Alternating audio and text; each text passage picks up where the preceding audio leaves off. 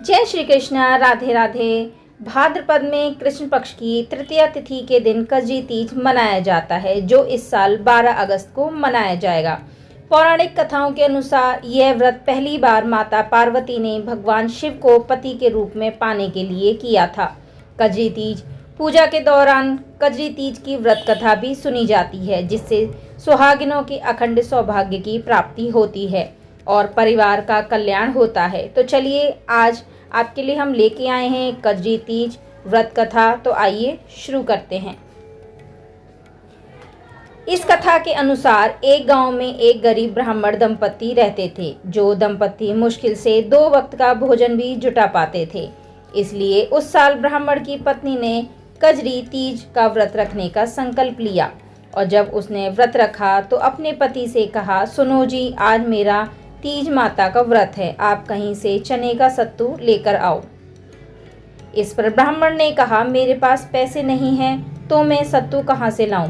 ब्राह्मण का ये जवाब सुनकर उसकी पत्नी नाराज हो गई और कहा, वो सब मैं नहीं जानती, चाहे चोरी करो या चाहे डाका डालो, लेकिन मेरे लिए सत्तू लेकर आओ। अपनी पत्नी की जिद सुनकर ब्राह्मण परेशान हो गया और घर से सत्तू लाने निकल पड़ा।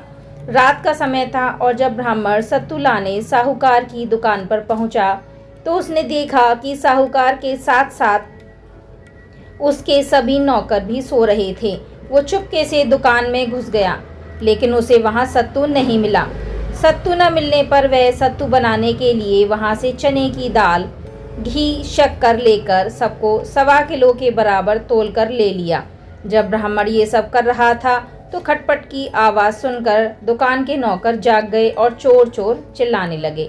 जब शोर शराबा सुनकर साहूकार की नींद खुल गई तो उसने ब्राह्मण को देखा और उसको पकड़ लिया।